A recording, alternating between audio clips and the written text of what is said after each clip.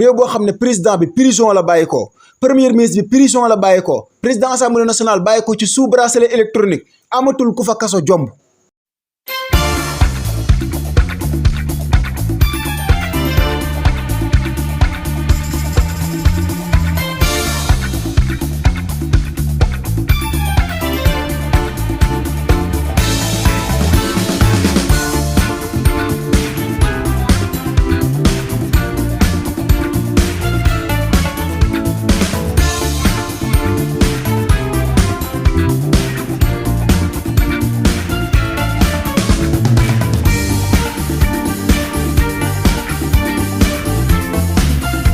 fidèle ami internet Arafat TV amati nañu mbégte bu yaatoo yaatu di leen nuyooti yéen ñi nga xamante ni waxtu bu nekk yéenay topp di teewlu waaye itam di ànd ak ñun di bàyyi xel ci li nga xamante ni moo di programme yu am solo yi nga xamante ni Arafat TV daf leen koy dégtal rawatina jotaay bi la di acte commenté jéggalu bu baax a baax ci li nga xamante ni moo di raar bi nga xam ne xaw nañ koo def ak yéen ci suñu jëmi bopp wala xataayu temps bi mooy tax ba parfois mu xaw compliqué ci ñun waaye nag duñu noppi wala boog itam duñu arrêté di tuuba ko jéggalu bu amee benn événement boo xamante ni traversé na te déggu leen ñu ci benn yoon ñuy ci yàbbi donte le di fi jot a xaw na sakkan tuuti parce que coowal média yi jaar na fi ci diggante bi ak yeneen mbir yoo xamante ni traversé na fi te amaana déggu leen ñu addu ci mais tey li tax ñu génnaat mooy li olof wax muy lu def waxu luy ay di njàmbat rapport Cour des comptes bi nga xamante ni ñu ngi ko doon xaar ginnaaw boo xamante ni régime bu yees bi installé wu na ci njiital président de la République Bassirou Diomaye Diakhar Faye waaye itam ànd ci ak son premier ministre El Hadji Ousmane Sonko am ay annonce wala boog itam yoon yoo xamante ni déclaré woon na ko annoncé woon na ko xamle li nga xamante ni moo di réew mi ñoom fi nga xam ne foofu la ñu ko fekk daanaka waxoon sax état en ruine lañ fi fekk baat boobu sokke woon ñu baree bari ginnaaw ga mu def benn jotaay boo xamante ni seq na ko ak lenn ci ay ministres am def état de lieu wax li nga xamante ni moo di ñoom la ñu gis ci li nga xamante ni moo di état bi nga xam ne dañ ko donn ci loxol Macky Sall ak ñi nga xam ne ñoom la àndaloon ci liggéey waaye nag ñu doon xaar li nga xam ne mooy rapport Cour des comptes parce que ñu baree bari liñ ko doon teg comme ci kawam comme tort mooy pourquoi muy génn di wax ci loo xamante ni sukkandikuwul ci loo xam ne rapport moo ko wax amaana jàpp ne sax ëllëg ak ginnaaw ëllëg rapport mën na génn wax lu wuute wala bëgg itam lu contraire ak li nga xamante ni mooy kaddu mi nga xam ne wax na ko moom Ousmane Sonko waaye nag rapport bi nga xamante ni gis nañu ko tey mu génn Cour des comptes comme ni ñu ko war a defee parce que benn kuréel la goo xamante ni encore une fois du question de Diomaye Faye moo def commande pour que ñu def li nga xamante ni moo di liggéey pour saytu li fi Macky Sall nekkee woon non mais seen ay rapport yaakaar naa ne biñ koy def boobu fekk na amaana Macky Sall juddoogul wala boog itam ak régime am juddoogul mais toujours la doon nekk problème mooy bu yegsi waan ci yan conc la doon dugg bu amee doole comme bu Macky Sall bi moo doon tax ba ñun askan bi duñ ci am accès pour xam exactement lan mooy information yi nga xam ne moo nekk ci biir bi nga xam ne nag moo am tey concerné daanaka 2019 à 2023 wala boog itam décembre 2023 yaakaar naa ne li ci nekk looxu mbóor la wala boog itam looxóor la yoo xamante ni bettul Sénégalais yu baree bari amaana nag fi mu toll ci degré moom lañ jàppoon ne mbañeelu Macky Sall yeegul fa woon ci réew mi waaye itam mbañeelu Macky Sall yeegul fa woon ci ñooñ réew mi waaye nag yaakaar naa ne mën na am na ko ma ko wax tey ma ne ko grande erreur bi nga xamante ni moom la Sénégalais yi def ci loo xamante ni seen diiru dund la te duñ ko fàtteeti mukk histoire du leen ko baalati mooy fal gi nga xamante ni fal nañ ko Macky Sall ci bopp réewu Sénégal musuñu def te itam mënatuñoo defati erreur bu raw bi nga xamante ni def nañ ko ci fal Macky Sall ci réewu Sénégal 2012 falaat ko en 2019 léegi nag li nga xamante ni moo di rapport bi ci nekk dëgg-dëgg boo ko xoolee maanaam bu dee ku am rongoñ yu baree bari nga amaana ci biir wax gi balaa yegg sax jooy mën na la ci fekk parce que réew boo xamante ni amaana ñoom biñ koy jël am na fu ñu fekk bor bi mu doon loo xamante ni lu xel doon nangu la parce que réew mënul dox sans bor parce que mu ngi mel ni liggéeykat bi commerçant bi taximan bi keneen ak keneen bor bi du question de day expliquer ne da ngay yaafus non mais day expliquer parfois que ne da nga am ambition wu liggéey mooy li nga mën def tey nga defal ko sa bopp sa poche mais li nga mënul defal sa bopp nga leb pour def ko mais ñun suñu problème ak itam li nga xam ne moo di taux bor bi li tax mu métti ci bopp Sénégal yu bëree bëri mooy Sénégal bu demee ba yegg ci 18 000 milliards ci bor yoo xamante ni am nañ ko yu teg 18 millions yaakaar naa ne yaa am problème maanaam ci 18 millions Sénégal lañ nekk mais am 18 000 milliards yoo xamante ni am nañ ko ci ay bor ak nga xool fi Macky Sall fekkoon boru Sénégal ñuy xayma 3 milliards wala comme ça ca la ñu fekkoon 3000 milliards la ñu fekkoon bor bi wala comme ça ñu dem ba yegg ko 18 000 milliards yaa am problème te ci période boobu nga yëg ne bor bi li ci gën a métti mooy defuñu ko ci ay dépenses yoo xamante ni luy juraat njëriñ la maanaam defuñu ko ci secteur yoo xamante ni buñ koy fay duñu ko yëg parce que même boutique bi nekk ci place bi bu xëy jee lebi bor c'est-à-dire que bor bu mu leb du question la day ñëw teg ko ci butigam bu soxlaa añ ci bu soxlaa reer si bu soxlaa ndekki ci parce que bu dee loolu la ko defee bu koy fay bor bi dina métti ci moom trop dina far mel ni ñaari bor yoo xamante ni amoon na ko mais bii da nga yëg ne da nga ko leb au lieu que nga def ko ci secteur yoo xamante ni day indi retour boo xamante ni Sénégalais bi da koy fay te sax amaana du ko yëg doo ko def mais da nga koy jël di ko politiquer moo juróon li nga xamante ni moo di pasaree xaalis yi nga xam ne moom nga doon gis ci lenn ci ay ministères yoo xam ne nekkoon nañ fi wala lenn ci ay jegeñaale yoo xamante ni nekkoon nañ fi parce que li olof di wax alal bu màgg ba gaawee juddu ba baaxul waaye itam koo gis kenn muy fooyee fukki dërëm wala boog di sànni ay 100 francs daf fekk que liggéeyu ko kon yaakaar naa ne lii li muy expliqué mooy alal ji ñu doon pasaree te mu doon jaaxal ñenn ci Sénégal yi nga xam ne dañoo bëgg du leen jaaxal toujours xam nañu fan la doon jógee mooy alal ji nga xamante ni réewu Sénégal wala bëgg itam ñu ngi ko doon leb ci turu Sénégal yi ñu ngi ko doon détourné ci turu Sénégal yi moom lañ doon viré ñoom ci seen compte bopp di ko dugal seen ay gafakay bopp ngir di ko politiquer waaye itam ngir di ko mën a dundalee seen jabootu bopp loolu nag dafa am conséquences yu bëree bëri yoo xam ne daf ko indi bokk na ci li mu indi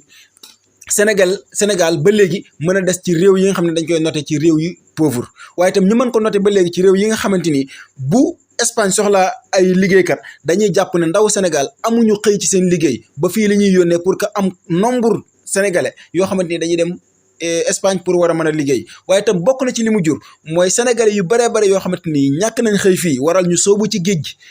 tàbbi ci biir géej gi ba waral ñu jaaree ci ñàkk seen bakkan bokk na ci li nga xamante ni jural na ko Sénégal maanaam Sénégal goo xam ne yegg na ci der bu yàqu partout dans le monde parce que mën nga ne li nga xamante ni mooy jaar-jaar yi Sénégal am en 2021 22 23 24 ba 25 bi nga xamante ni wala boog ci lañ nekk ni tey wala boog ba 24 bi ñuy perte nguur léppi événement yoo xamante ni am na fi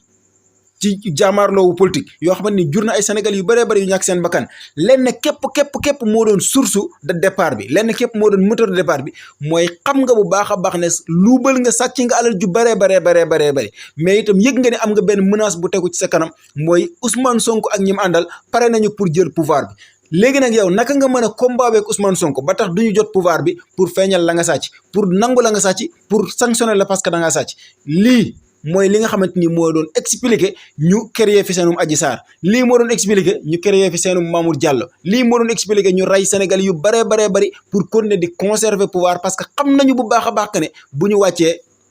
la ñu nekkee woon ci ñaawteef dina feeñ ci bëtu Sénégal yi waaye kuñ ci war a sanctionné dinañ la sanctionné ba nga xamante ni la nga doon nguuru ci bànneex di nga ko mujj am naqar goo xamante ni say mbokk du sedd ci ñoom yaakaar naa ne kon dina leer ci bopp Sénégalais bi may dégg que mu ngi jàpp ne lii concerné wu ko wala que jàpp na ne régime bi toog li ñuy wax ay sos la wala boog itam comme ça mais na xam ne dund bi mu doon créer Sénégal wala boog itam image bi mu doon am ci Sénégal que ne Sénégal lan moo tere mu décalé lan moo tere mu jël vol pour départ dem ci fi mu war a yegg ci côté stable fi mu war a yegg ci côté yokkute ci côté dund ci côté bu nekk xamal ne la ñu fa tere yegg mooy pratique bii nga xamante ni Macky Sall ak ay ñooñam nekkee woon nañ ko fi parce que li tax mu doon lu garaaw dëgg-dëgg mooy Macky Sall dafa ñëw ci tournure boo xam ne Sénégal dafay waroon jël beneen point de départ mooy Senghor daf fi jaar ñu am fuñ ko catégoriser ci âge ak itam génération Abdou Diouf topp ci am fuñ ko catégoriser ci wàllu âge ak génération Abdoulaye Wade même chose Macky Sall ñëw ñu ne dafa judd après indépendance ñu jàpp ne kii mooy ñu war a ñëw ak maanaam yërmande ak itam cofeel ci Sénégalais yi parce que dañoo jàpp ne lépp lu mu am Sénégal moo ko jox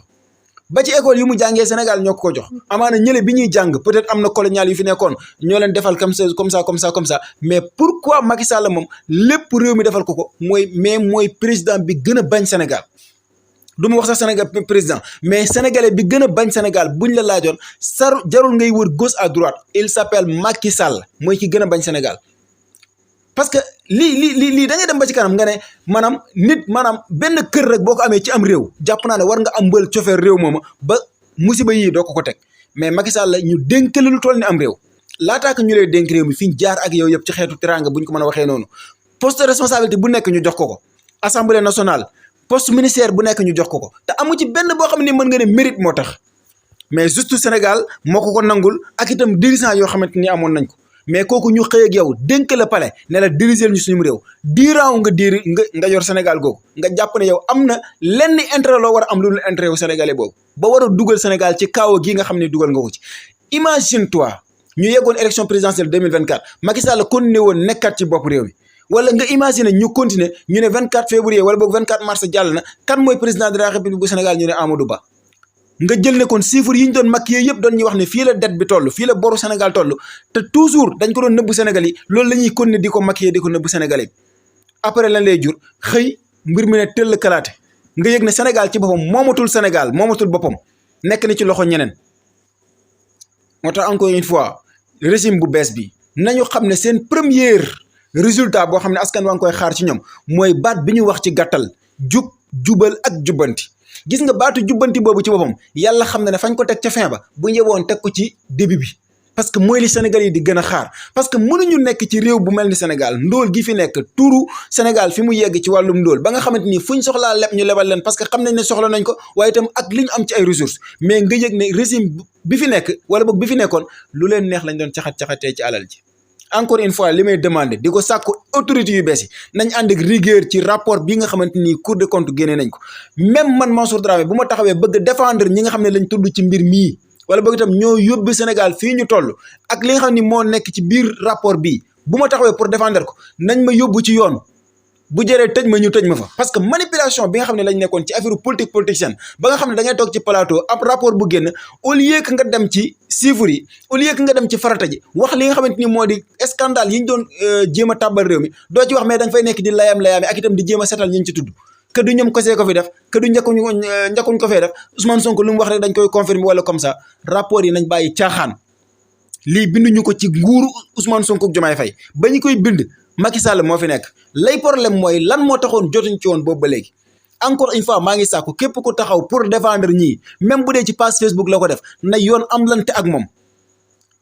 liñ war a jëflante ak suñuy sàcc nañ ko jëflante ak ñi nga xamante ni ñoo taxaw pour layal suñu ay sàcc parce que dafa yomb trop scandale yu mel nii am ci am réew nga gis ñoo xam ne dañ koy téye comme seen catu baaraam c'est-à-dire que di moquer les Sénégalais que ne ñiñ fi teg dañoo incompétent dañoo mënul amul fu ñu dem dañoo amul lu ñu def moo nañ dañ leen fal nañ liggéey te bàyyi wax ji nañ nangam naka ngay nekkee si kër sa waajur bi la jur yëg ne carrément daanaka ay fan moo ko desi ci dundam mu taalal la kër gi yëpp dee bàyyi la fi après bàyyi fi ay nit yoo xamante ni ay fansam lañ wala bëgg itam ay xaritam lañ continuer toujours ci say nopp nga ñëw installé tey toog ñu naan la mais góorgóorlu yow sa papa étage la fi defoon de an sa étage te fekk moom taal na li nga xamante ni moom moo nekkoon ci kër gi bu nekkoon sax këram sax mu baax parce que lii mënuñ ko kenn mënul xam noo koy expliquer parce que kër gi du këru Macky Sall santul Sall kër gi Sénégal la ressource bi ko yàlla jox foo mëntu dem leb dañ lay lebal parce que aller la boo xamante ni da ngay seen retour bi lañ lay doon mooy da ngay fay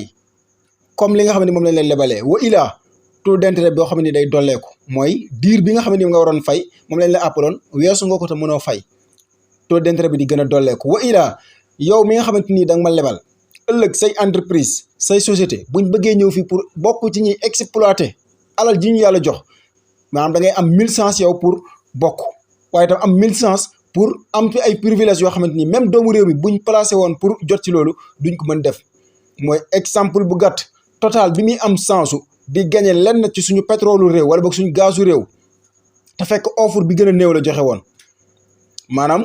Sénégal moo teg marchandise am di jaay kii ñëw ne man mën naa ci 2000 francs kii ñëw ne man mën naa ci 5000 francs total ñëw ne 500 francs laa ci man Macky Sall ne ko jëlal lan mooy expliquer loolu mooy bor yii nga xamante ni gàll nañ ko suñu ay ndodd parce que aller la boo xamante ni fokk mu am retour kon li ñu doon expliquer Sénégalais yi wala boog li ñu doon fen Sénégalais yi toujours que voilà suñu signature dafa baax fu ñu dem dañuy lebal moo ñu yóbbu ba ñu yegg ci 18000 milliards yoo xamante ni ay bor la yow mi jàpp ne sa yoon nekkul ci régime bi toog dañoo yaafus pourquoi réew mi neexul pourquoi dund bi yombul pourquoi nangam nañ sàcc même ñun bu yegg si ñun na sàcc gi am rek sàcc mënul ñàkk ci am réew ñun nañ dund rek bàyyil xel sa génération ëllëg futur bi nga xam ne mu ngi ñëw bàyyil xel sa doom bi juddu tey nga xam ne li nga xamante ni moom lañ doon sàcc di la ko xontee di la ko dundalee ëllëg sa sët bi moo koy fay ci façon fay boo xamante ni amaana lu métti lay doon ci moom parce que dafa am ñu mu waroon dabi dafa waroon am ñu mu tollool mais mënul tolloog ñoom parce que la ko waroon jox privilège waroon ko yombalal fajum waroon ko yombalal njàngam ba mu war a doon ki nga xam ne da ko war a doon carrément ba war a mën a dab tubaab bi war a mën a dab keneen ak keneen ak keneen ci wàllu yokkute ci wàllu xam-xam ci wàllu nite munu fa yegg parce que yow mii maamam yow mi nga xam ne yaay way juram da nga jëndee loolu tey na Macky Sall di sàcc di ma jox loolu moo ñu indi fii ñu nekk kon ñi nga xam ne ñooy régime bu yees bi encore une fois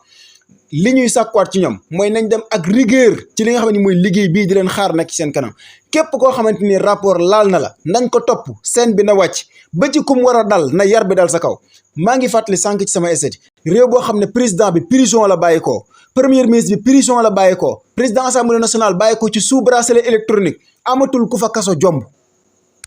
fii la ñu àttee Hissène Habré ci réew mi fii tëj ko fi ba suñ borom dogal bakkanam wàcc ci lan loo xamante ni jàpp nañ daf ko doon torturer waa réewam mais lan moo gën a nekk torture li nga xamante ni moo di li Macky Sall ak nguuram teg askanu Sénégal mooy xiif ak mar wii ñu nekkee yow nga bëgg ne am réew nañ la ko jox tey nga def résultat tey parce que d'accord woon ak régime bi pour ñu toog fi kin fi wuutu def lépp loo xamante ni xeetu sabotage la pour que ñii bu ñu am résultat nga bëgg a takk ay pot di tànqal nit ñi que ne dañoo mënul dañoo tële nañ ànd ak rigueur ci sanction bi ba ci kum war a wàcc buñ ko éviter parce que amul kenn ku fi jomb ay sanction bu dee jomboo sax ci alalu Sénégal yi ñun ñëpp ku ciy wax da ngay wax ak xol bu jeex takk parce que amuñ fu dul Sénégal bu ñu amee koo xam ne ñëw na jiite réew mi bi mu demee ba jeexal buñ la tegalaatee rapport yow ngay réccu pourquoi nga doon sax ab sénégalais kenn xamul lan lañ koy expliquer Sénégal nga jàpp nga gis ne qualité doomu aadama bi ñu war a am ba léegi amaguñ ko mooy ñi fi ëpp xel ba nga xamante ni war nañ leen mën a encadrer ñu doon lu ne ci àdduna ñàkk moyen tax na ba mënuñu doon ki ñu war a doon dëgg-dëgg boo demee ci daara yi da ngay jàpp ne dañoo nekk ci réew boo xamante ni alal amu fa nga ñëw ci dëkku kaw yi dëkk yoo xamante ni teen la ñuy utiliser léegi pour am ndox dëkk yoo xamante ni sondel la ñuy utiliser pour niit nga dem ci bërëb yoo xam ne ay abri provisoire ñoo fay nekk ndaw ya fa nekk di jàng mënuñu am ay table banc yoo xam ne ci la ñuy nekk ngay dem ci dëkk yoo xam ne ay brouette la ñuy utiliser pour ci biir hôpitaux yi pour que jàllale seen ay malade nga dem ci dëkk yoo xam ne mënuñu am ambulance nga dem ci dëkk yoo xamante ni mënuñu am fajkat bu baax lépp ndax lan manqué alal goo xamante ni nekk na ci réew mi ci côté population bi mais boo demee ci ñi nga xam ne ñoo diriger ñoom ndekk jël nañ alal jooju yëpp yemale ko ci seen bopp lan la leen di jëriñ lan la leen di jëriñ 1000 milliards naka lan la ko nit di doyee mais nag kooku comme jubul yaruñu ko ci yoon moo ko war a jubbanti dañuy wax ne ku sa waajur yarul mbedd mi yar la ku mbedd mi yarul kaso yar la ku kaso yarul bàmmeel yar la mais Macky Sall ak ñi mu àndaloon soxlawul ñu leen di xaaree bàmmeel pour seen yar loolu mu ngi leen fay xaar mais sévère wala boog itam yar bu sévère bi nga xamante ni ñun moom la su régime actuel war a teg ci seen kaw nañ ko teg ci seen kaw te xam ne population baa ngi seen ginnaaw parce que njortu ñaawteef yii moo taxoon ñu wat massivement def lu kenn mosul def wateel candidat boo xam ni prison la bàyyi ko mu gagné dès le premier tour kon encore une fois nañ bàyyi xel ne Sénégal yi dañ leen yónni te yàkkamti gi nag boole nañ ko ak xàmmee bu baax a baax li leen war ak itam naka lañ koy defee waaye buñ ci boole complexe buñ ci am lenn loo xam ne nii xeetu négociation lay doon kenn lañ am comme interlocuteur mooy askanu Sénégal maa ngi jégalu ci ton bi bu dee xaw na kawe xol moo fees tooy naqari ndax Sénégal gi nga xamante ni ñun moom lañ am buñ sañoon dañ koy gis ci beneen xar kanam budul bii maa ngi leen di jaajëfal baax a baax jaajëfal équipe technique bi jox lañ dégg dajee ëllëg ci beneen acte commenté jaageen jëf أعوذ بالله من الشيطان الرجيم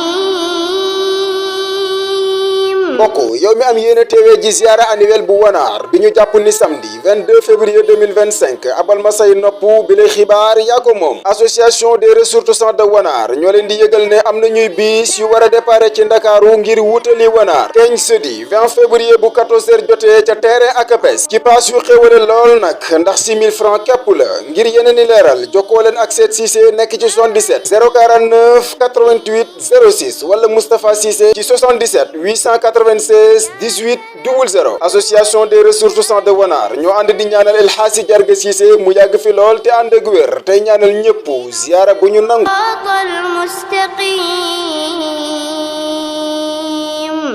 صراط الذين أنعمت عليهم غير